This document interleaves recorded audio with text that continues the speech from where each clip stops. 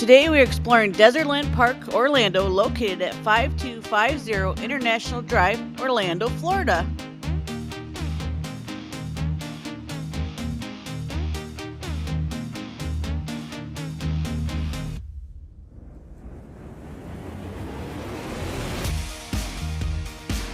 Having a classic car fan in our house, Dezerland has been a list of must-see places for a few years now, so we decided to check it out. The place is open on our visit Wednesday through Sunday. We visited on a Wednesday when they first opened. It felt like an exclusive private visit due to the low crowd levels. There are 12 indoor attractions in this building. I'll show you some of those later. We mainly come to explore the large car museum. This car museum collection is quite vast. There are at least 2,000 vehicles here, which is pretty impressive. Before you even get into the museum, there are tons of different cars sprinkled throughout the place. Zella found a Mater and a Steve McQueen car. I think those were the only cars that impressed her from the whole collection. At the ticket counter, they tell you the rules, give you a map, and a wristband that lets you into various parts of the museum. The museum itself is self-guided, and there are footprints to follow on the ground so you don't miss a thing.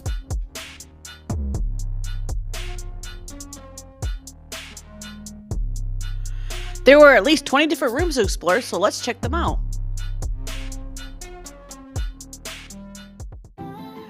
Our favorite room was the cars from the movies. It was pretty neat to see different cars you saw on your favorite TV shows and movie screens. They have quite a few iconic ones like the Ghostbusters cars, vehicles from Indiana Jones, Mr. T's van, and Inspector Gadget's car.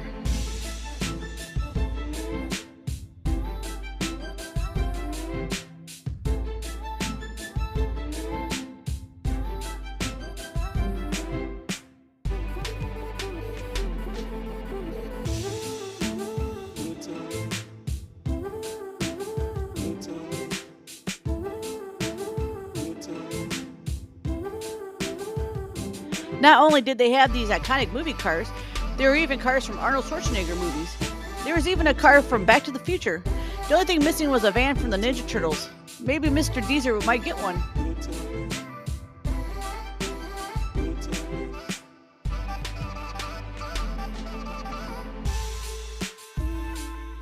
I love the displays and memorabilia they have displayed along with the cars.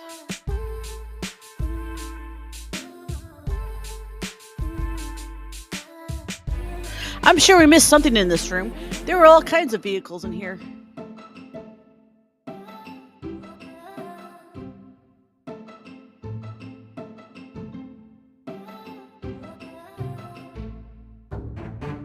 The DeLorean at Universal Studios seems to be in better condition. There were displays of cars throughout the decades and around the world. My favorite was the truck from Cuba that they actually got to drive on the water. I thought that was ingenious. Unfortunately, the people on board were sent back to Cuba, and I didn't take a picture. You'll have to see it in person. The shop with the Gotham City theme held several Batmobiles. Those cars looked as cool in person as they did on the movies.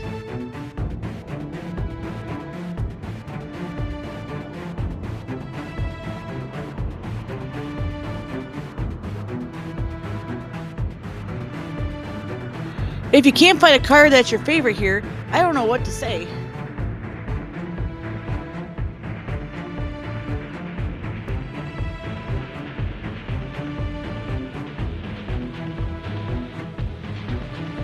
One car you can't miss in this museum is the world's longest limo called the American Dream. It was built in 1986, is 100 feet and 1.5 inches long, and the limo included a helipad, putting green hot tub, and a waterbed inside. After years of submitting to time, it took $250,000 in 3 years to restore it to what you see here. Can you imagine driving that thing?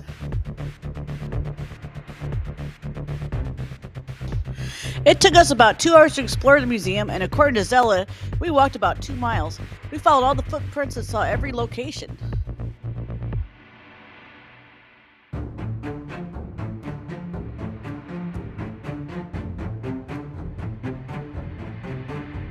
I hope they catch that squirrel before he causes damage or starves to death.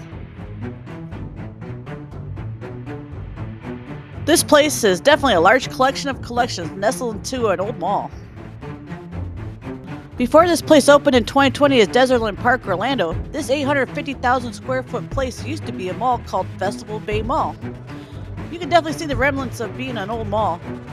It still kind of is.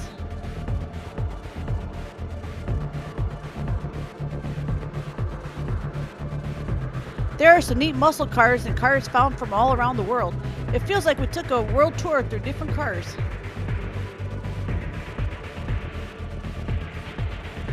If you have any suggestions for future videos, leave a comment below, and also please be nice.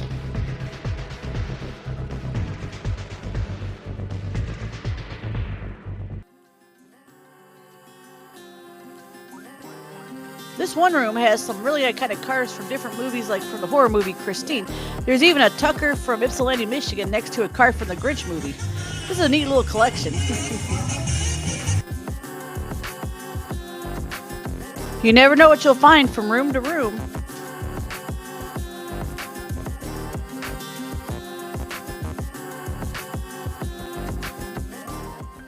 Oh, what do you think of the museum so far? Smells like oil. Car. What about you, Zella? Was it worth getting the car for this? Nah. How about you, Brian? Was it worth getting out of the car for this? Yeah, see?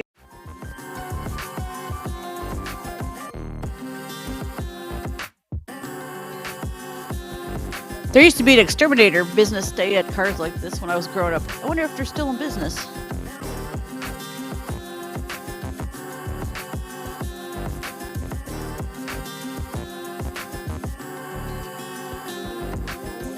Who doesn't love the cars from Mad Max and Thunderdome and, of course, Fast and the Furious?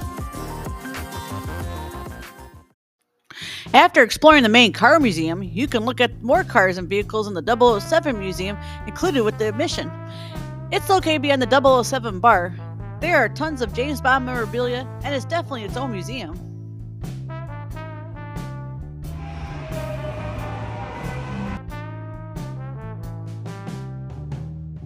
This place took a while to explore too.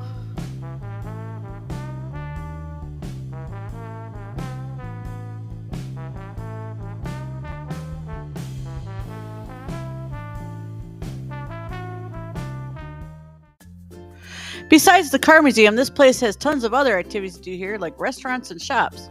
There's also a movie theater, pinball arcade, a modern arcade, a glow-in-the-dark putt-putt, and a slime blaster place. If that's not enough excitement, there are also bumper cars here and go-karts. On top of that, there are also cars sprinkled everywhere. There's also a place to buy classic cars here. I'm sure I'm missing some of the activities too. If I missed any other activities, please let me know in the comments.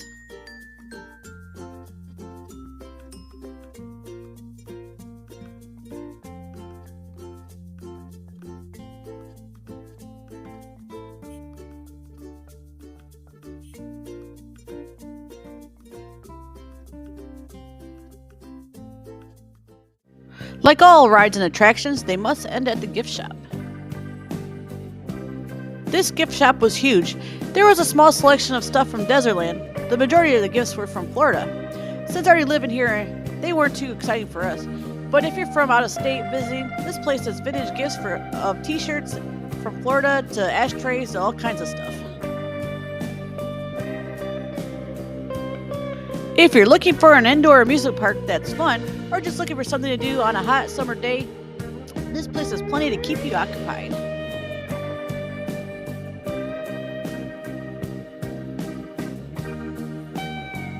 Well, I hope you enjoyed exploring with us today and hope to see you on our next destination.